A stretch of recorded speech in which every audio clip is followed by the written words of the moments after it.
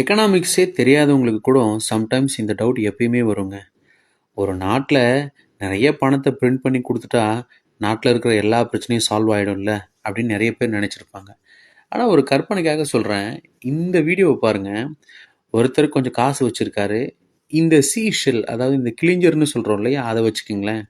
ஒரு பில்டர் இருக்கார். அவர் என்ன பண்ணுறாரு, அவருக்கு கொஞ்சம் மீன் தேவைப்படுது. அப்போ அவர் என்ன பண்ணுறாரு, காசு கொடுத்துட்டு மீன் வாங்கிடுறாருன்னு வச்சுக்கோங்க. காசில் தானே ஆரம்பிக்குது எக்கானமி.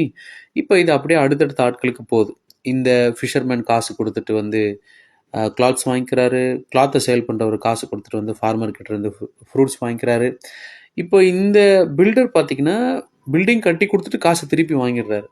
அப்போ கிட்டத்தட்ட காசு அவர் தான் கொடுத்தாரு, அந்த காசு அவர்கிட்டே திருப்பி வந்துருச்சு. இப்போ பிரச்சனை என்னென்னா, அப்போ காசுக்கு உண்மையிலே வேல்யூ இருக்கா இல்லையா? நான் காசுன்னு சொல்கிறது என்னென்னா பணம். பிரிண்ட் பண்ணுற பணத்துக்கு மதிப்பு இருக்கா இல்லையா அப்படின்ற இந்த கேள்வி வருது. அப்போ இப்போ ஒரு கற்பனைக்கு பாருங்களேன், திடீர்னு இந்த ஆத்தங்கர ஓரம் நிறைய பணம் கிடச்சிருச்சு. அதாவது இந்த கிளிஞ்சர்னு சொல்கிறோம் இல்லைங்களா, அந்த ஷெல்ஸு. அப்போ எல்லாருக்கிட்டையும் ஈக்குவலாக இப்போ பணம் வந்துருச்சு. ஓகேங்களா, எல்லாருக்கும் பிரிண்ட் பண்ணி கொடுத்துட்டீங்கன்னு வச்சுங்களேன். இப்போ நீங்கள் அவர்கிட்ட போய் பணம் கொடுத்துட்டு அவர்கிட்ட தக்காளி கேட்டிங்கன்னா தரமாட்டார். ஏன்னா அவர்கிட்டயே நிறைய இருக்குது. ஸோ ஒரு விஷயத்த மறந்துடாதீங்க, எல்லாருக்கும் தேவையானது பணம் கிடையாது, மதிப்பு தான். அதனால் பணத்தை சிம்பிளாக பிரிண்ட் பண்ணி எக்கானமியில் சர்க்குலேட் பண்ணால் அது மதிப்புக்கு ஈக்குவலாக ஒர்க் அவுட் ஆகாது. மதிப்புக்கு தான் வேல்யூ அதிகம்.